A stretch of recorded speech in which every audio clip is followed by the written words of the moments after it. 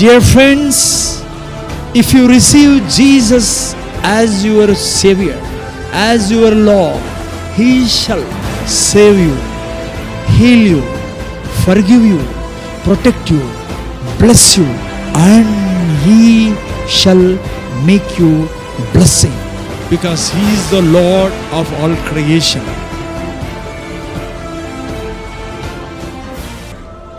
వందనము నీకేలా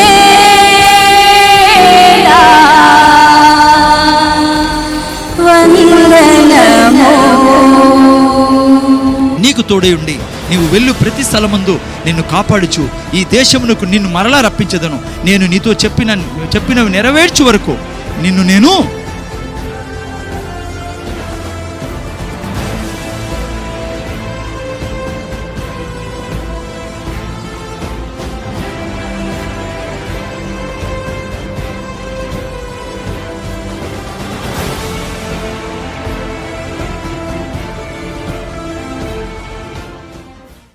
డిస్టర్బ్ కాదండి. దయతో ముందర చూడండి. వాక్యం వినేటప్పుడు అక్కడికి కదలకుండా జాగ్రత్తగా దేవుని వాక్యం వెళ్ళి సండే స్కూల్ పిల్లలు ఎవరు ఉండకూడదు ఇక్కడ.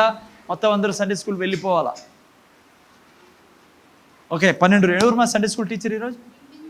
బిందు. Okay good. 12 మీరు ఈ లోక మర్యాదను అనుసరింపక ఉత్తమమును అనుకూలమును సంపూర్ణమై ఉన్న దేవుని చిత్తమేదో పరీక్షించి తెలుసుకొనున్నట్లు మీ మనస్సు మారి నూతన మగుట వలన రూపాంతరము పొందుడి. Wonderful verse. చాలా ముఖ్యమైనది బైబిల్లోని వాక్యాల్లో చాలా ముఖ్యమైన వాక్యం ఇది. సో మీకు నాకు తెలుసు, నాకైతే తెలుసు, మీకు తెలుదో. సో ప్రతి సండే ఏం నేర్చుకుంటున్నాం ఇక్కడ? ఏ సిరీస్ నేర్చుకుంటున్నాం? అందుకు గట్టి చెప్పాలి, ఏం నేర్చుకుంటున్నాం? సో మీకు నాకు తెలిసిందల్లా ఏం నేర్చుకుంటున్నామని. ఎందుకంటే ఏదో వచ్చాము వినిపోయామని కాకుండా, సో మీకు తెలిసినలా ఏం వింటున్నాము, ఏం నేర్చుకుంటున్నాం, మైండ్ గురించి నేర్చుకుంటూ ఉన్నాం ప్లేరా. సో ప్రతి సండే మనము ఈ యొక్క సిరీస్ ద్వారా మనస్సు గురించి ముఖ్యంగా నేర్చుకుంటున్నాం. సో చాలా ఇంపార్టెంట్ సిరీస్. బైబిల్లో హమ్మింగ్ వస్తుంది. బైబిల్లో అతి ముఖ్యమైనది మన కొరకు, రక్షింపబడిన వారి కొరకు ఏంటంటే నేర్చుకోవాల్సిన విషయం ఏమంటే, దేవుని బిడ్డలమైన మనం, కొత్త వాళ్ళకంటే మనకు చాలా ముఖ్యమైనది ఇది. మనస్సు గురించి మనము నేర్చుకోవడం చాలా అవసరం. సో చాలా ఇంపార్టెంట్ టాపిక్ ప్లరా ఇది. దీని మీదే సమస్తము ఆధారపడి ఉంది. రక్షింపబడిన తర్వాత ఒక వ్యక్తి విజయవంతంగా జీవించాలంటే, ఒక వ్యక్తి అన్నీ కలిగి జీవించాలన్నా, సమాధానంగా జీవించాలన్నా, దేవుడు ఇచ్చేటివన్నీ అనుభవించాలంటే ఈ భూమి మీద మనస్సు గురించి చాలా క్లియర్గా నీకు నాకు అర్థం కావాలి ప్లరా. మైండ్ గురించి, మైండ్ ఎలా పనిచేస్తుంది, మైండ్ ఎందుకు దేవుడు ఇచ్చాడు, సో ఈ విషయాలన్నీ క్లియర్గా మీకు నాకు అర్థం కావాలి. కాబట్టి ఈ టాపిక్ మనం స్టార్ట్ చేసాం. సో నిన్న వారం నేను మీకు చెప్పాను, లైక్ యోహాను 3వ పత్రికలో 2వ వాక్యంలో యోహాన్ రాస్తూ, అపొస్తలుడు యోహాన్ ఈ మాట రాశాడు, నువ్వు మనస్సులో వర్ధిల్లుచున్న ప్రకారము అన్ని విషయాల్లో వర్ధిల్లుతావు అని. మీరు చూస్తే తెలుగులో మీరు చూస్తే ఆత్మ అని రాయబడింది. తెలుగులో ఏం రాయబడింది అంటే, నువ్వు ఆత్మలో వర్ధిల్లుచున్న ప్రకారం అని రాయబడింది. యాక్చువల్గా మీరు చూస్తే అది ఆత్మ కాదు, అది మనస్సు, మైండ్, సోల్. మైండ్లో, సోల్లో, తెలుగులో మనస్సు, తెలుగులో చాలా చోట్ల తెలుగు బైబిల్లో ప్రాణం అని రాయబడింది, కొన్ని చోట్ల జీవం అని రాయబడింది. సో నువ్వు మైండ్లో, మనస్సులో వర్ధిల్లుచున్న ప్రకారం అన్ని విషయాల్లో వర్ధిల్లుతావు. ఇట్ మీన్స్ నువ్వు మైండ్లో వర్ధిల్లకుంటే నువ్వు ఆ విషయంలో కూడా వర్ధిల్లవు. దానికి ఆపోజిట్గా మీరు తీసుకోండి. అందుకే మైండ్ అనేది చాలా ఇంపార్టెంట్ మన జీవితంలో. సో అందుకనే మనం అది నేర్చుకుంటున్నాం. లాస్ట్ వీక్ మనం స్టార్ట్ చేసాం ఈ సిరీస్. కొంతమంది ఎవరైనా రాకుంటే జస్ట్ కొన్ని విషయాలు మీకు లాస్ట్ సిరీస్లో విషయాలు చెప్పి మనం ముందుకెళ్దాం. నేను లాస్ట్ వీక్ కూడా చెప్పాను మీకు, మనిషి 3 భాగాల ద్వారా తయారు చేయబడ్డాడు పిల్లరా. లేకుంటే ఇట్లా అనొచ్చు, మనం మనిషి 3 భాగాలతో నిర్మించబడి ఉన్నాడు. అంటే ఒక మనిషి ఈ 3 భాగాల్లో ఒక మనిషిలో ఉంటాయి. సో మనిషి 3 భాగాల ద్వారా దేవుడు తయారు చేశాడు. ఏవేవి ఆ 3 భాగాలు? ఆత్మ, మనస్సు, శరీరం. చాలా క్లియర్గా అర్థం కాలే. ఇది అర్థం కాకుంటే బైబిల్ అర్థం కాదు మీకు. అందుకే కన్ఫ్యూజన్ ఉంటుంది దేవుని బిడ్డల మధ్య. దేవుని బిడ్డలో చాలా కన్ఫ్యూజన్ ఉండేది ఏంటంటే, యాక్చువల్గా ఇది అర్థం కాకపోవడం వల్లనే మనిషి 3 భాగాల ద్వారా దేవుడు తయారు చేశాడు ఒక మనిషిని, స్త్రీ కానీ పురుషుడు కానీ అందరిలో. అదేంటి? ఫస్ట్ ఏంటి? ఆత్మ, సెకండ్ మనస్సు, థర్డ్ శరీరం. ఇట్లా అనొచ్చు అనమాట. నేను ఆత్మను, నాకు మనస్సు ఉంది, శరీరంలో నేను నివసిస్తాను. ఓకే, అర్థమైందా? నేను ఆత్మను, నాకు మనస్సు ఇవ్వబడింది, లేకుంటే మనస్సు ఉంది నాకు, నేను ఈ శరీరంలో నివసిస్తాను. నిన్న వారం మీకు చెప్పాను, నేను మీరు చూస్తానేది నా శరీరాన్ని, నన్ను కాదు. నేనేడున్నా? లోపల ఉన్నా. అర్థమైందా? నేను మిమ్మల్ని కూడా నేను చూడడంలా. మిమ్మల్ని, మీరు ఆత్మ, మీరు లోపల ఉన్నారు, మీ శరీరాన్ని చూస్తున్నాను నేను బయట నుంచి. సో ఇది క్లియర్ ఉండాలి మీకు నాకు. ఓకే, నిన్న వారం చూపే మొదటి తెస్సలోనిక 5:28 రాయబడింది ఈ వాక్యం. ఈ 3 ఉండేది: ఆత్మ, శరీరము, మనస్సు. సో ఈ 3 మీకు నాకు క్లియర్గా అర్థం కావాలి. యాక్చువల్గా దేవుడు కూడా అప్పుడే అర్థమయ్యేది మీకు నాకు, బైబిల్ అప్పుడే అర్థమయ్యేది. ఆ తర్వాత మన జీవితం అర్థమయ్యేది, క్రైస్తవుడి జీవితం అర్థమయ్యేది. ఈ 3ని సరిగ్గా అర్థం చేసుకోలేదు అనుకో, లైఫ్ అంతా కన్ఫ్యూజన్గా ఉంటుంది. చాలాసార్లు దేవుని మీద డౌట్ పడతాం, చాలాసార్లు మన మీదే మనకు డౌట్ వస్తుంది, మొత్తం అంతా కన్ఫ్యూజ్గా ఉంటుంది. సో అందుకే ఇది చాలా ఇంపార్టెంట్ టాపిక్ ఇది. సో ఈరోజు 2వ వారం, నిన్న వారంది మీకు మొబైల్లో ఉంది, లైక్ యూట్యూబ్లో పెట్టాము మేము నిన్న వారం ప్రీచింగ్, మీరు వినొచ్చు. సో ఓకే, ఈ 3 భాగాల్లో నిన్న వారం నేను చెప్పాను, ఎవరైతే యేసు ప్రభుని రక్షకుడుగా అంగీకరించారో వారి ఆత్మ క్రొత్తగా చేయబడింది. వారిలో ఉండే ఆత్మ కొత్తగా చేయబడింది. అంటే ఏదో పెయింట్ కొట్టలే దేవుడు. నువ్వు నేను రక్షణ పొందుకున్నప్పుడు ఆ పాత ఆత్మను తీసి పడేశాడు దేవుడు, క్రొత్త ఆత్మని మనలో ఉంచాడు దేవుడు. ఏ రోజు యేసు ప్రభుని నువ్వు కానీ నేను కానీ ఇక్కడ కూర్చున్న వాళ్ళు ఎవరైనా సరే, వాళ్ళు యేసు ప్రభుని సొంత రక్షకుడుగా అంగీకరించిన రోజు ఏం జరిగింది అంటే, మీలో ఉన్న పాత ఆత్మని దేవుడు తొలగించి క్రొత్త ఆత్మను పెట్టాడు. కంప్లీట్గా న్యూ బ్రాండ్ స్పిరిట్ని, న్యూ స్పిరిట్ని. అందుకే 2 కొరింథీ 5:17 ఏం రాబడింది? ఎందరైతే క్రీస్తుని అంగీకరించారో వారు నూతన సృష్టి. అందుకే నికోదేమోస్ యేసు ప్రభు అన్నాడు, మళ్ళా జన్మిస్తే కానీ నువ్వు దేవుని రాజ్యంలో ప్రవేశించలేవు. నేను మళ్ళా తిరిగి జన్మించాం, కొత్త జన్మ ఎత్తాం మనం యేసు ప్రభుని రక్షకుడుగా అంగీకరించిన రోజు. ఆ రోజు మనలో క్రొత్త ఆత్మ వచ్చిండేది. మనస్సు పాతదే, శరీరం పాతదే, ఆత్మ క్రొత్తది. నీకు అనిపించకపోవచ్చు, అనిపిస్తుంది ఖచ్చితంగా. నువ్వు దేవునితో నడుస్తా అంటే ఆ తర్వాత నువ్వు పాపం చేయలేవు. ఆ తర్వాత నీకు చాలా విషయాలు లోపల పరిస్థితి వేరే ఉంటుంది, లోపల నీకు దేవునితో నడిచే కొద్దీ. ఎందుకంటే నీ ఆత్మ కొత్తగా అయింది కాబట్టి, పాత ఆత్మ లేదు మీలో. అర్థమైందా పిల్లరా? సో ఆత్మ పరిశుద్ధమైన ఆత్మ, అది హోలీ స్పిరిట్. అది అంటే దేవుడు, పరిశుద్ధాత్మ దేవుడు వేరే, మనలో ఉన్న ఆత్మ పరిశుద్ధమైన ఆత్మ. I don't know I will tell Telugu. Okay, ఎఫెసీయులకు రాసిన పత్రిక 4:24 చూడండి, ఇంగ్లీష్లో చూడండి, ప్లస్ తెలుగులో కొద్దిగా ఐ డోంట్ నో ఎట్లా రాయబడిందో. చదవండి, తెలుగులో కూడా చదవండి, ఇంగ్లీష్లో చూడండి. ఎఫెసీ 4:24 తొందర పెట్టరా. నీతియు యథార్థమైన భక్తియు గలవారై దేవుని పోలికగా సృష్టించబడి ఉన్నాం మనం. ఎప్పుడు? యేసు ప్రభువుని రక్షకుడుగా అంగీకరించిన రోజు. ఇప్పుడు లోపలుండే స్పిరిట్ గురించి నేను మాట్లాడుతున్నా. ఇది అర్థమైతే మీకు మైండ్ అర్థం చేసుకోవడానికి క్లియర్గా అర్థమవుతుంది. మన లోపలుండే స్పిరిట్ ఎట్లాదంట? చదువు నేను. నీతియు యథార్థమైన భక్తి గలవారై దేవుని పోలికగా సృష్టింపబడిన నవీన స్వభావమును ధరించుకుని. దేవుని పోలికగా సృష్టించబడిన. ఇంగ్లీష్లో చాలా నీట్గా రాయబడింది. ఇంగ్లీష్లో ఏం రాయబడింది అంటే, God is created in righteousness and true holiness.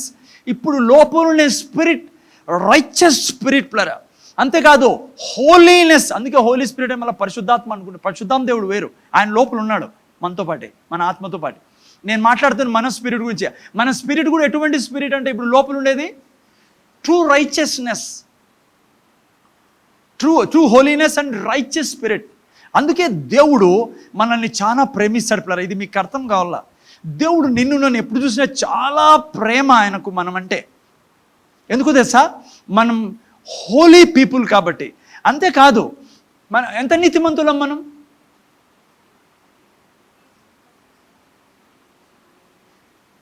దేవుడు ఎంత నీతిమంతుడో, యేసు ప్రభుని రక్షకుడుగా అంగీకరించిన ప్రతి వ్యక్తి అంతే నీతిమంతుడు.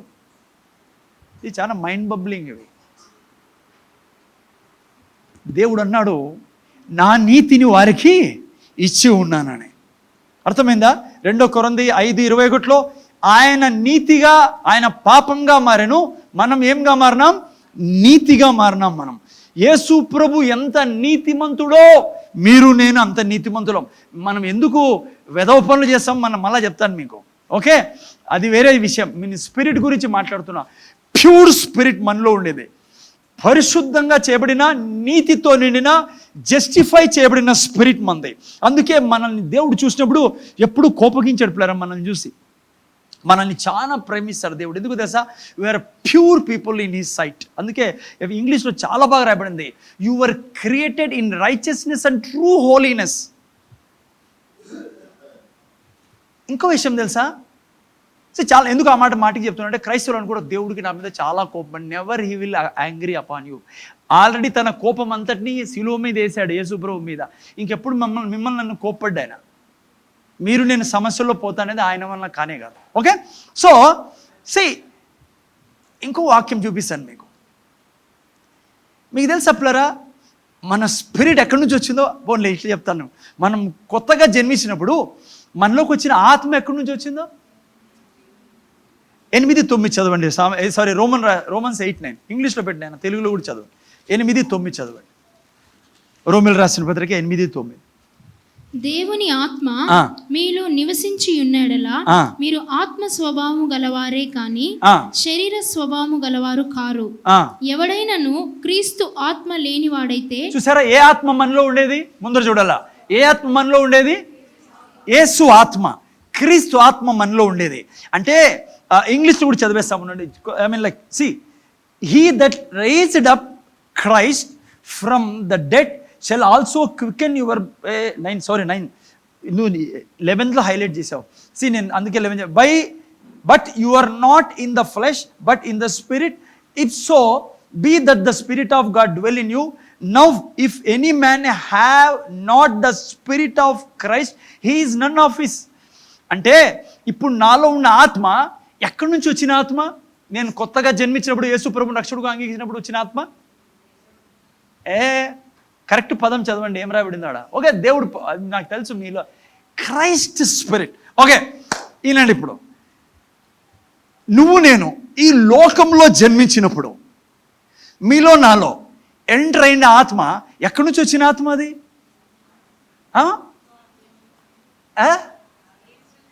ఎవరు? ఆదామన్నారు. ఎస్, మనం ఆయనలో నుంచి వచ్చిన ఆత్మ. అందుకే జన్మతః మనం ఎవరు? పాపులం పిల్లరా.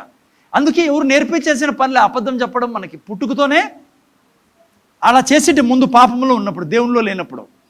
అర్థమవుతుంది మీకు? మేము అతని సంతానం.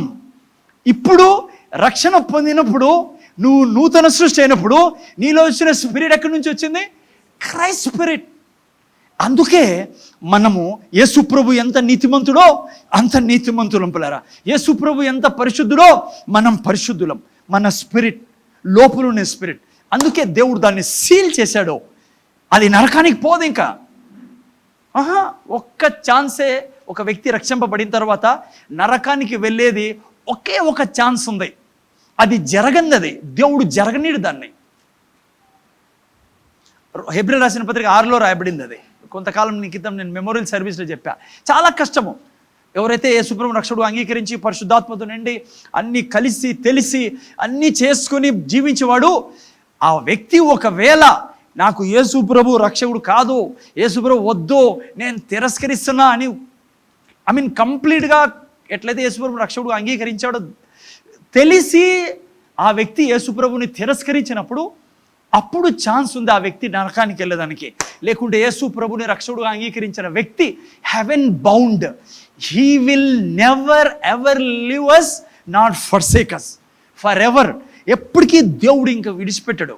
ఎందుకంటే తనలో ఉన్న ఆత్మ దేవుని దగ్గర నుంచి వచ్చిన ఆత్మ పిల్లరా. అందుకే మనము ఎంత ప్రియులం తెలుసా దేవునికి. బైబిల్ అంటుంది ఎఫ్ఎస్సి 1:6 ఇంగ్లీష్లో పెట్టిన, తెలుగులో చదువు. తెలుగులో మొత్తం కలిపి రాశారు, నేను చూశాను తెలుగులో. ఎఫ్ఎస్సి 1:6 చూడండి ఏం రాయబడిందో మన గురించి. ఎఫ్ఎస్సి 1:6 చూడు. చల్లండి. To the praise of the glory of his grace where he hath made us accepted in the beloved. ఈ పదం చాలా అగ్ని పుట్టించే పదం ప్లరా తెలుసా? ఇంగ్లీష్లో దీంట్లో కేజీవి వర్షన్ కదా, ఈజ్ బిలవర్డ్ అని రాయబడింది. అసలు ఈ పదం మీరు గ్రీక్ బైబిల్లో చదివితే ఈ బిలవర్డ్ అనే పదము బైబిల్లో ఇంకో వ్యక్తికి వాడబడింది. 2 సార్లు ఈ పదం వాడబడిండేది. ఎక్కడ తెలుసా వాడబడింది ఇదే పదం? ఎక్కడ? యేసు ప్రభు మరియమ్మకు చెప్పింది దూత. మరియమ్మతో దూత అనింది యు ఆర్ హైలీ ఫేవర్డ్ అని. గ్రీక్ బైబిల్లో చదివితే హైలీ ఫేవర్డ్ అని రాయబడిన అదే పదం ఇక్కడ రాయబడింది. అక్కడ మరియమ్మతో దూత అంటుంది యు ఆర్ హైలీ ఫేవర్డ్ అని. ఇక్కడ మన గురించి పరిశుద్ధాత్మ దేవుడు పౌలు గారితో రాపిస్తూ యు ఆర్ హైలీ ఫేవర్డ్. అంత ఫేవర్ మన మీద ఉంది పిల్లరా. ఓ దేవుడు మనల్ని మనం దేవుడు మనతో ఉన్నాడు అనేది కూడా అంత సరైన వర్డ్ కాదు కదా. ఉన్నాడంటే ఏదో ఉన్నాడులే పక్కన. నో నో నో మీ ఆత్మ నా ఆత్మ లోపల కలిసిపోయినాం మనం. చదవండి ఒక వాక్యం, నాకు ఏ వాక్యం అది? 1 Corinthians 6:17 అనుకుంటా. 6:17 జస్ట్ ఐ డోంట్ నో. చూడండి 6:7. అటువలే ప్రభువుతో కలుసుకొని చదువు. అటువలే ప్రభుతో కలుసుకున్నవాడు ఆయనతో ఏకాత్మై ఉన్నాడు. చూసారా? దేవునితో ఏకాత్మై ఉన్నాం అంటే పరిశుద్ధాత్మ దేవునితో. లోపల తెలుసా ఎవరెవరు నివసిస్తున్నారో? నా స్పిరిట్ పరిశుద్ధాత్మ, సింపుల్గా చెప్పాలంటే నేను దేవుడు కలిసి నివసిస్తాను లోపల.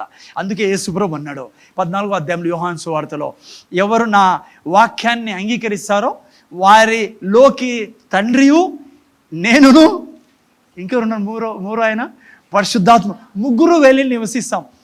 దేవుడు నివసిస్తున్న స్థలం జీవితం ప్రారంభం. అందుకే 1 పేతురు 1:4-5 అనుకుంటా, 5-6లో ఏమని రాబడింది తెలుసా? We are participating with divine nature. We are participating in divine nature. మనము దైవత్వంతో పాలిభాగస్తులమై ఉన్నాం. అంత పవర్ఫుల్గా చేయబడింది మన స్పిరిట్ మనం యేసు ప్రభుని రక్షకుడుగా అంగీకరించినప్పుడు. Highly favoured people. ఎప్పుడు నిరుత్సాహపడద్దండి. నేను మైండ్లో మీకు చెప్తాను ఎందుకు నిరుత్సాహం వస్తుంది. మనం అంతా నేను వెళ్తాను నిరుత్సాహంలో. బ్యాటిల్ జరుగుతూ ఉంటుంది మనకి. ఇవన్నీ తెలుసా? ఈ సత్యంలో మనం జీవించకూడదని. ఏ సత్యము? ఆత్మ గురించి మనకు బైబిల్లో రాయబడిన సత్యం లాంటి దేవుడు మనకి ఏం చేశాడో దాంట్లో జీవించకూడదని. ఓకే, ఇది మన spirit condition. We are highly favoured people, sealed people. మీకు చెప్పాను నేను, అది టాపిక్ ఇది కాదు నేను, కానీ మీకు మీ ఫేస్ చూసాడు నాకు ఇది క్లియర్ చెప్పాలనిపిస్తుంది. ఓకే, మన స్పిరిట్ ఎప్పుడు పాపం చేయదు.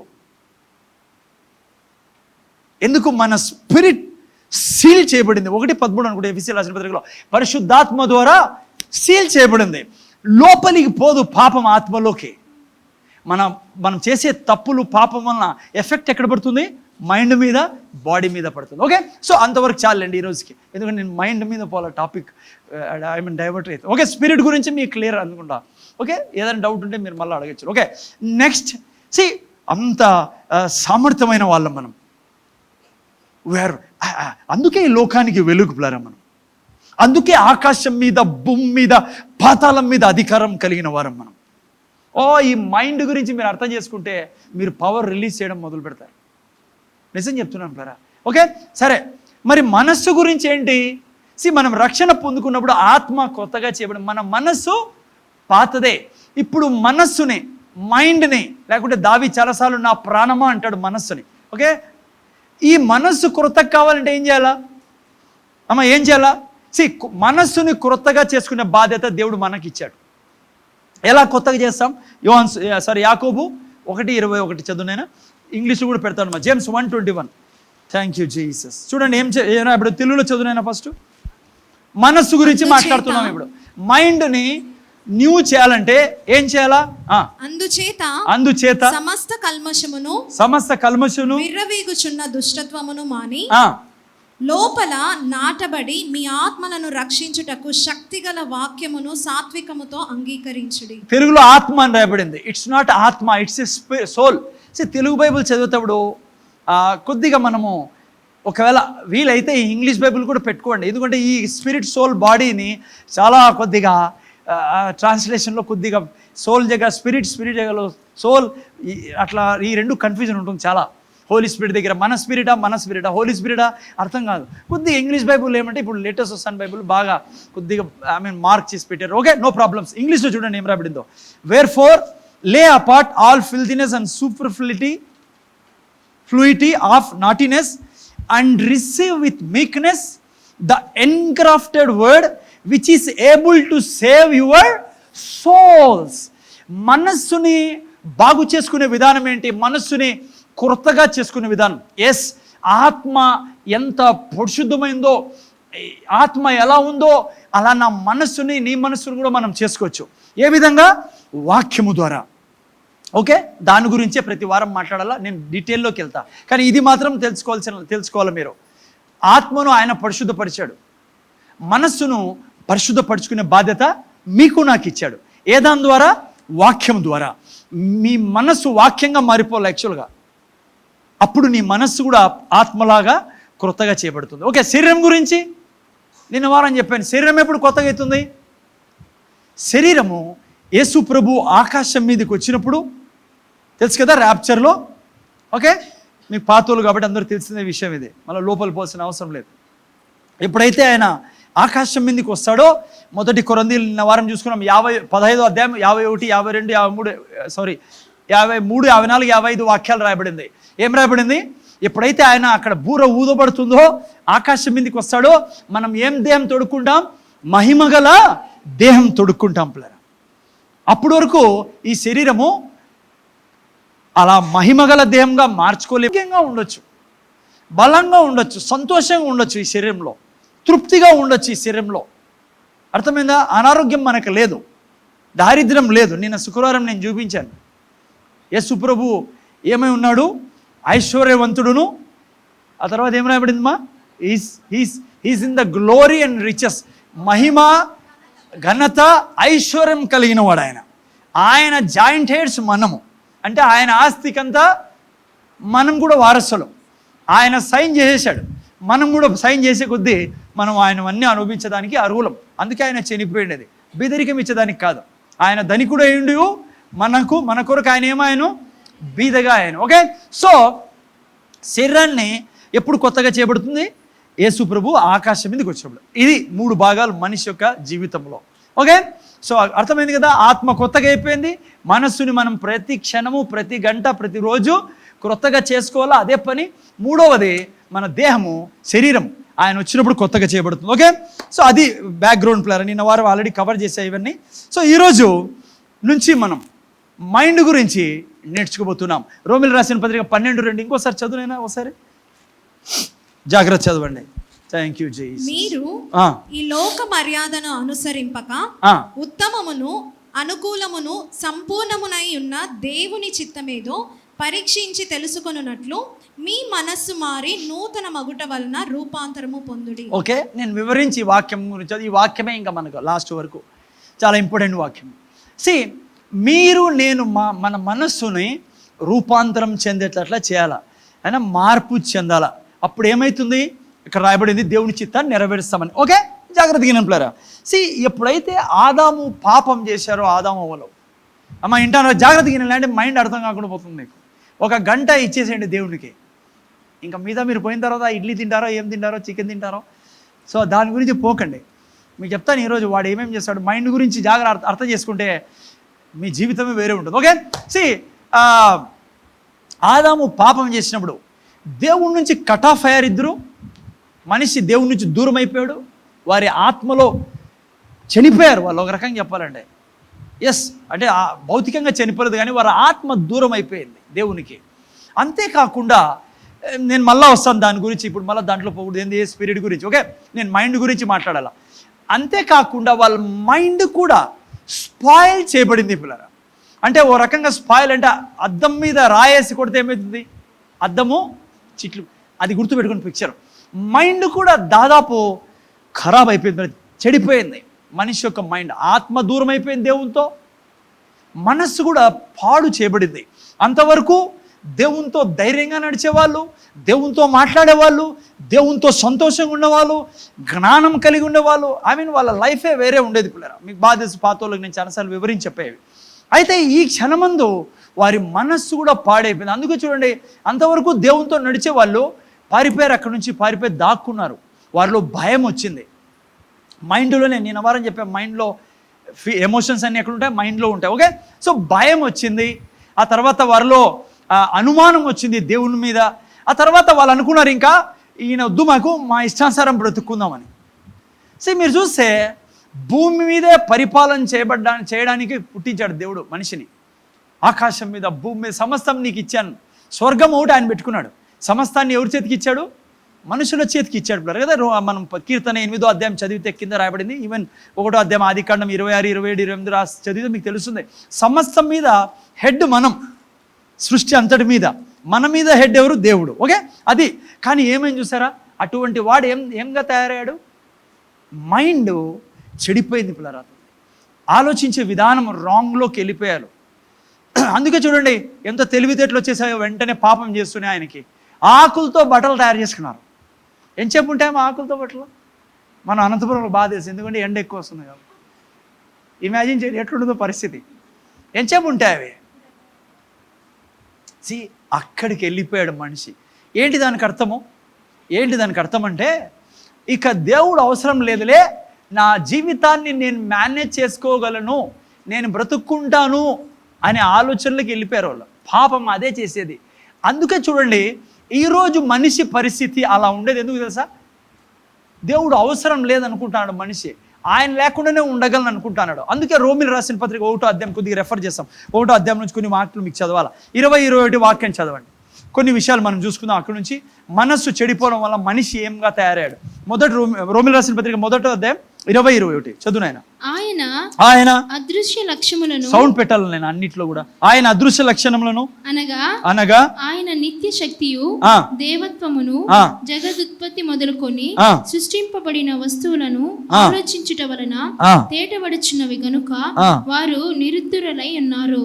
మరియు వారు దేవుని నెరిగియు ఆయనను దేవునిగా మహిమపరచలేదు, కృతజ్ఞతాస్తుతులు చెల్లింపను లేదు, కానీ తమ వాదముల యందు వ్యర్థులైరి. చూసారా, వాళ్ళ మైండ్ చెడిపోయింది పిల్లలు, వారి ఇమాజినేషన్ చెడిపోయింది, వాళ్ళ మాటలు చెడిపోయి సమస్తం పాడు చేయబడింది వాళ్ళ జీవితం.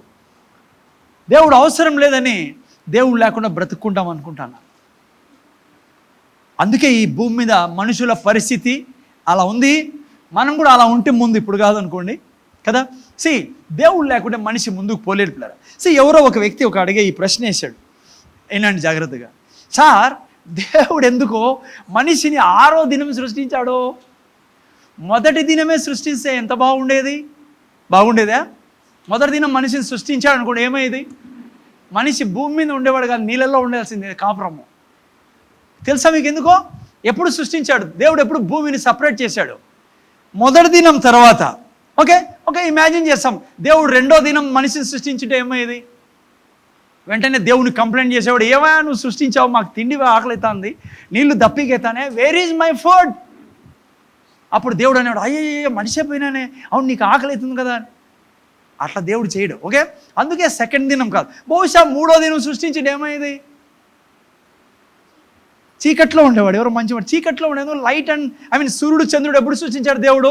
4వ దినం. సో అందుకే దేవుడు పర్ఫెక్ట్ పిల్లరా, దేవుడికి జ్ఞానంతో నిండినవాడు ఆయన. అందుకే ప్రాపర్గా 6వ దినమో లాస్ట్ క్యాండిడేట్ ఎవరో తెలుసా? నువ్వు నేనే సృష్టించడంలో దేవుడు. ఎందుకు? మనం సృష్టించబడుతూనే ఏ కొదవ లేకుండా ఉండాలని, ఏది తక్కువ లేకుండా సమస్తాన్ని సృష్టించి, మనకు కావాల్సినవన్నీ సృష్టించి దేవుడు మళ్ళా మనిషిని సృష్టించాడు. అందుకే ఆ తర్వాత దేవుడు ఒక మంచి మాట చెప్పాడు. ఏం చెప్పాడు దేవుడు ఆ తర్వాత? ఏం చెప్పలేసారంటారా? ఏం చెప్పాడు దేవుడు ఆ తర్వాత? 2వ అధ్యాయం 1వ వాక్యం అనుకుంటా, ఆయన విశ్రాంతి తీసుకున్నాడు అనబడింది. విశ్రాంతి అయినా విశ్రమించమనా ఏమో I don't no. He took rest. ఏంటి అర్థం దానికి? ఎందుకు ఆయన విశ్రాంతి తీసుకోవాలా? అదేం సార్ విశ్రాంతి తీసుకోవాలంటారు? ఎంత అలిసిపోయింటాడు ఆయన? సూర్యుడు తయారు చేశాడు, చంద్రుడు తయారు చేశాడు. నో సార్, హలో, అన్నీ సృష్టించబడింది మాటల ద్వారా, ఆయన చేతుల ద్వారా సృష్టించి అలిసిపోలేదు. What do you mean by rest? Why God wants to take rest? Why he entered into rest? చాలా ఇంపార్టెంట్ పాయింట్ ప్లర్ ఇది. క్రైస్తవుడుగా నీకు నాకు బాగా అర్థం కాలే. ఏంటి దానికి అర్థం అంటే, ఇదిగో సమస్తము నీకు కావలసినవన్నీ నేను చేశా, ఇక్కడ నీకు ఏమి ఇబ్బందిలే, బాధలే, ఏంలా. నువ్వు చేయాల్సింది ఒకటే, నా మీద ఆధారపడ్డం. అదే రెస్ట్ అంటే పిల్లలు.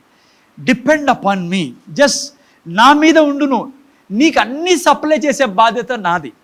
అందుకే చూడండి, మీరు ఎప్పుడు పేపర్లో ఇది చదవరు. ఏమని? దేవుడు ఈరోజు 10,000 ఆవుల్ని సృష్టించాడు, 4,000 ఇండియాకు పంపించాడు, 2,000 అమెరికాకు పంపించాడు. హలో, చూసారు ఎవడన్నా? నో. ఆవులు ఎన్ని కావాలో కోట్ల సంవత్సరాలకు ఆల్రెడీ సృష్టించాడు దేవుడు ఆ రోజే. ఎలా? దాంట్లో విత్తనం పెట్టాడు పిల్లలు దేవుడు కదా, ఆవులు విత్తనం పెట్టాడు, మళ్ళీ ఆవులు. ఓకే, ఏది దేవుడు మళ్ళీ చెప్పలే, ఓకే ఈరోజు ఒక పని చేస్తాను, రేట్లు ఎక్కువైపోయినాయి, ఇంకో 50,000 కేజీలు యాపిల్ పంపిస్తాను ఇండియా కానీ. No, it's already done deal. Okay, so దేవుడు ఏంటి రెస్ట్ అంటే పిల్లరా, ఇక నీకు ఏం పని లేదు మనిషిగా నీకు ఆయన మీద ఆధారపడమే మన బాధ్యత. ఆయన చెప్పినట్లు వినడం, ఆయన చెప్పినట్లు చేయడం, అప్పుడు జీవితం ఎంతో మేలుతో నిండి ముందుకెళ్తుంది. కానీ జరిగింది ఏంటి? ఇద్దరు అన్నారు, నీ మాట వినం మేమని దేవునితో. అదే పాపం అంటే. ఆయన వాక్యాన్ని, ఆయన మాటల్ని నమ్మకుండా సాతాను చేయడం వల్ల వాని మాట నమ్మి అన్నీ చెడగొట్టుకున్నారు జీవితం. అందుకే అదే దేవుడు మనిషిగా వచ్చి ఇదే మాట అన్నాడు. ఏ మాట అన్నాడు?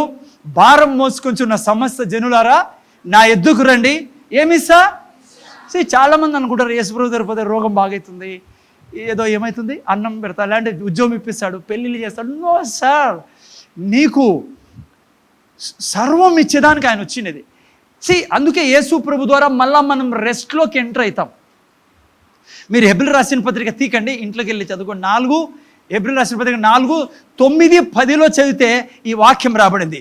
యేసు ప్రభుని రక్షకుడుగా అంగీకరించిన వారు దేవుడు ఎలా విశ్రాంతిలోకి ప్రవేశించాడో వారు కూడా ఆయన విశ్రాంతిలోకి ప్రవేశిస్తారని.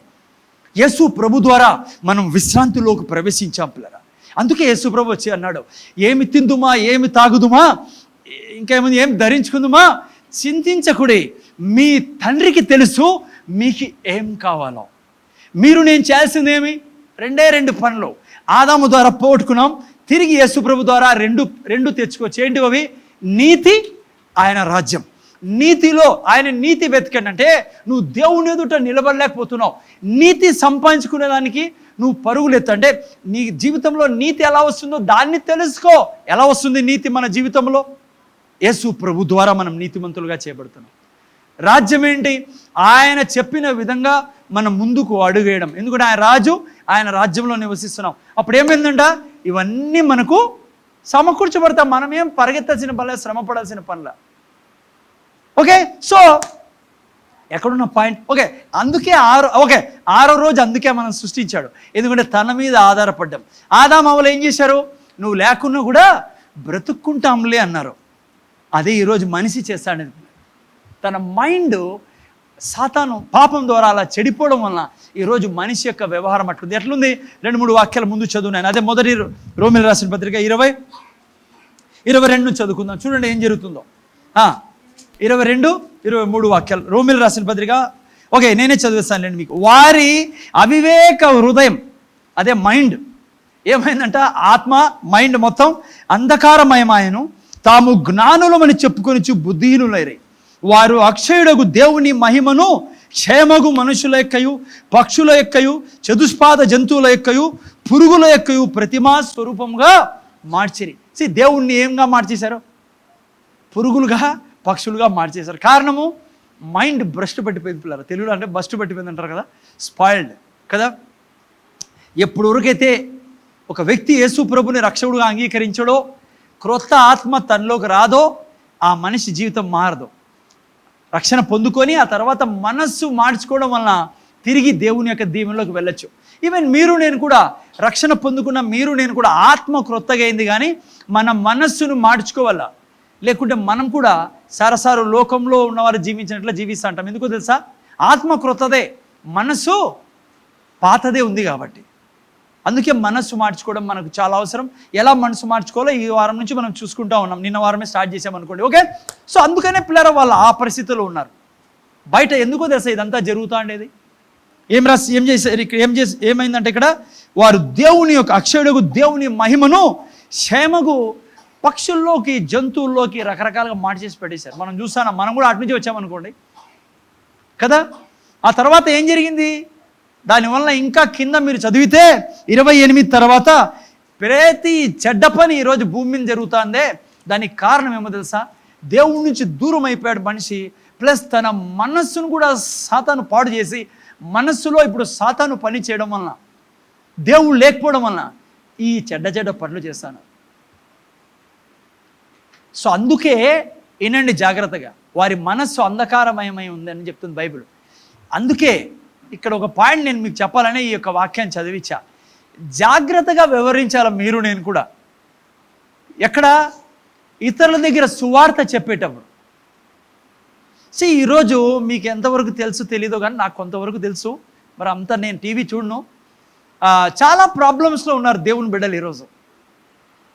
వాళ్ళు అలా చేస్తాండేది ఏదో వాళ్ళకు ఎట్లా చెప్పాలి మీకు, అదేదో ఐ మీన్ లైక్ ఇష్టంగా కాదు, కావాలని చేస్తున్నప్పటికీ వెనకాల ఎవరున్నారు? వారి ఆత్మ దేవుడి నుంచి దూరం ఉంది, వారి మనస్సు చీకటితో కమ్ముంది పిల్లరా.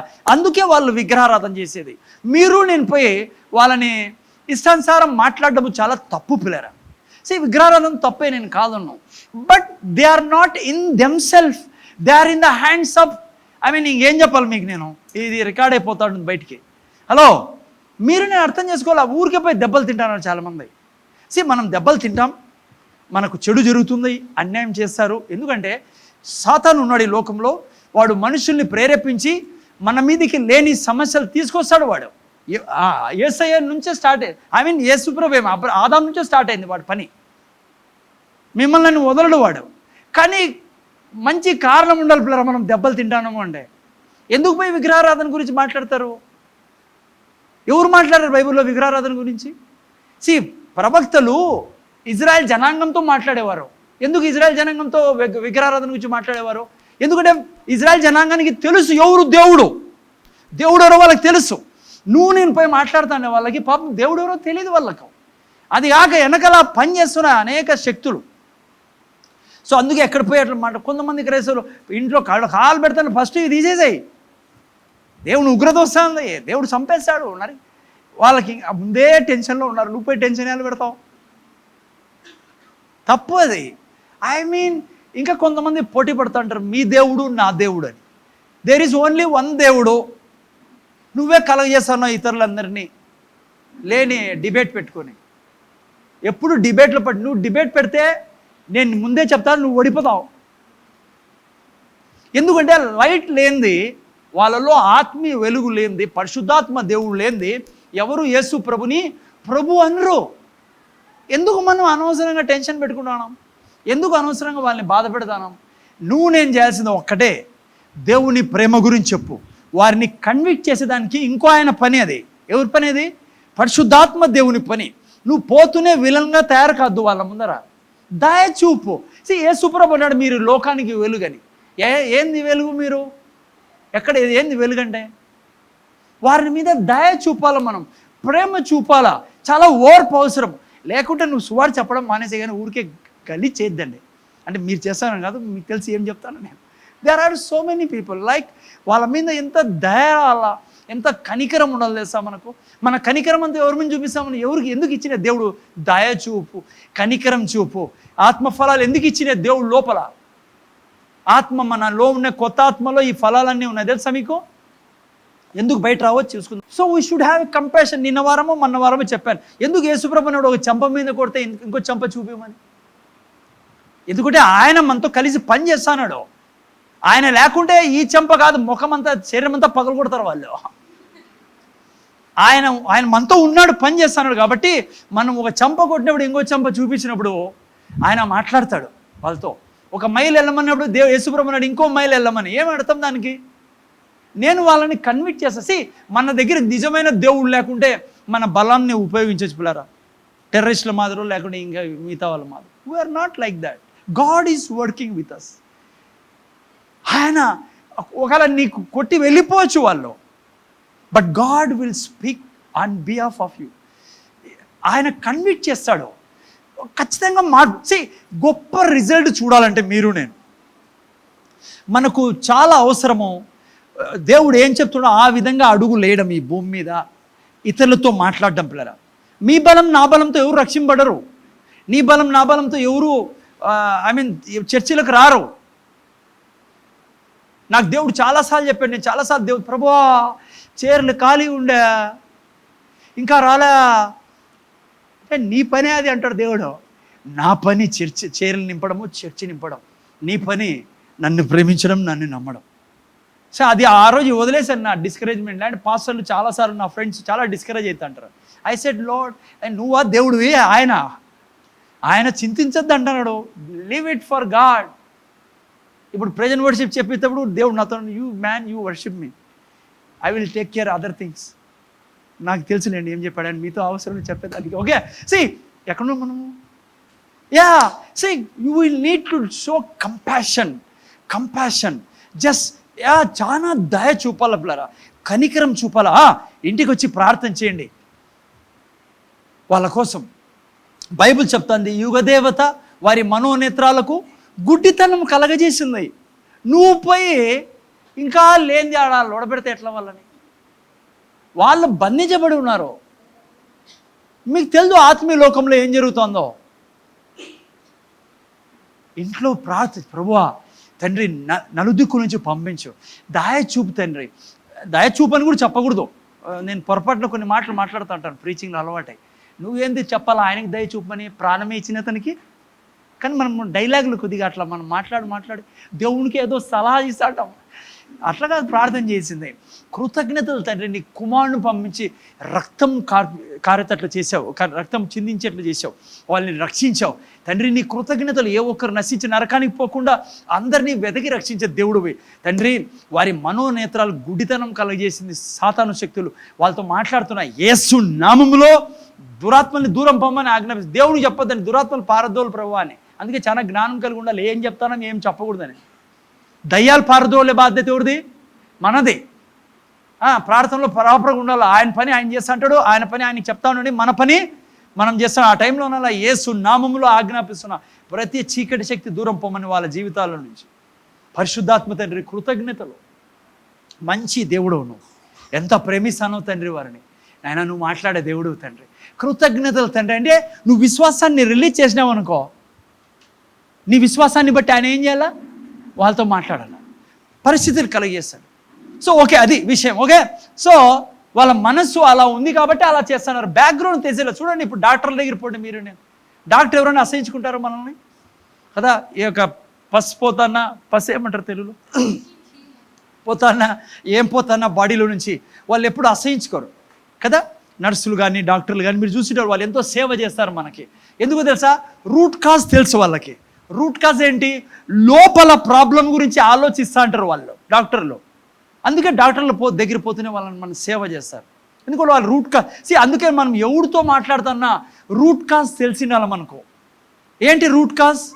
దేవుడి నుంచి దూరం ఉన్నారు వీళ్ళు, వీరి మనస్సు మీద వాడు పని చేస్తున్నాడు, అది వాళ్ళకి తెలియదు. అది ఉండాలి. మనం పోతానంటే తీసేసేనే వస్తాము, తీసేసేనే నీ జీవితము. ఎవరు చెప్పారు అట్లా? మనకు కూడా చాలా విగ్రహాలు ఉన్నాయి తెలుసా మీకు? చూపిస్తాను ప్రతి వారం మీకు నేను. వాళ్ళకి లేనివి మన దగ్గర ఉన్నాయి కొన్ని. సో మనం కూడా మనసు మార్చే కొద్దీ అవి తీసేసుకోవాలి. Okay, no problems. ఓకే, ఈరోజు నేను ఇదంతా నిన్న వారం ఉంది. ఓకే, ఫ్రెష్గా ఈరోజు స్టార్ట్ చేద్దాం. చాలామంది కూడా అయిపోయింది సార్, ప్రార్థన చేస్తారా, వెళ్ళిపోతాం. No sir, just started now. Okay, so okay, రోమిల్ రాసిన పత్రిక నుంచి మనం చూసుకుంటా ఉన్నాం. ఓకే.